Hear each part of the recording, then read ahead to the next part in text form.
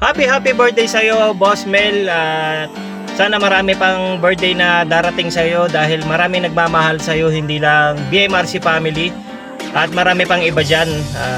Dahil sobrang bait mo, sobrang generous mo mga kapex. Kung alam nyo lang ang ugali ni Boss Mel, talagang unang sampa ko pa lang sa BMRC, talagang naramdaman ko na kaagad na walang halong kaplastikan talaga. Talagang kikilalanin ka, talagang mababang uri ka man o mataas na uri ka, kikilalanin ka ni Boss Mel na pantay-pantay kayo.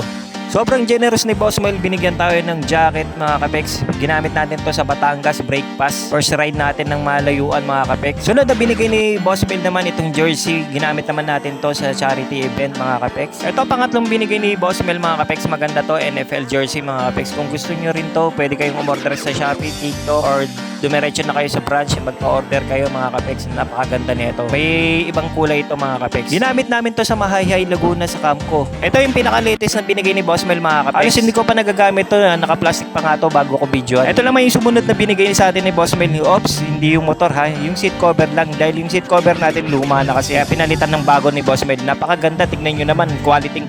Ito syempre, mahilig si Boss Mel sa basketball. Nabadamay tayo syempre. Libre rin yung jersey niyan mga kapex. Napakabait talaga ni Boss Mel. Syempre, hindi lang ako nakalibre dyan kay Boss Mel. Pati yung pamangkin ko, akalain mo, binigyan din ng t-shirt ni Boss Mel. Dalawa nga lang sana ikukunin ko dyan t-shirt kaso sabi ni Boss Mel, gawin ko ng 3. Syempre, hindi lang yung pagiging generous ni Boss Mel yung nagustuhan natin sa kanya. Syempre, dahil sobrang bait ni Boss Mel, hindi ka iiwan yan. Dahil kada may event, isasama ka niyan. Kaya malaking pasasalamat ko dito kay Boss Mel. Kung hindi dahil sa kanya, hindi ko makikilala at makakasama tong mga sikat na vlogger mga kapex.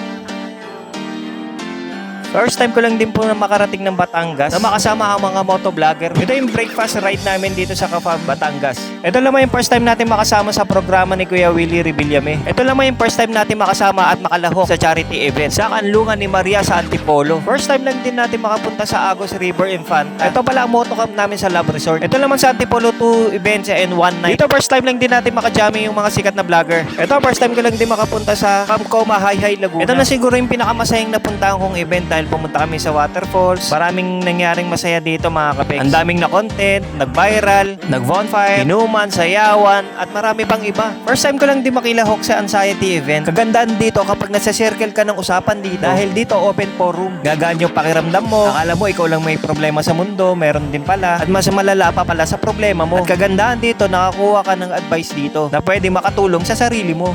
Siyempre, first time ko lang din makatapak dito sa Parkal. First time din natin makalaro dito ng basketball sa Parkal. At hindi lang basketball, kalaro natin ang mga sikat na vlogger. Yung mga first time na yun, hindi ko mararanasan yun kung hindi dahil kay Boss Mel. Maraming salamat sa iyo, Boss Mel. Ang tanging regalo ko sa iyo ay loyalty. Asahan mo yan, Boss Mel. Nasa iyo ang loyalty ko. Ayun, happy birthday sa iyo, Boss Mel. Mag-ingat ka lagi. Good health.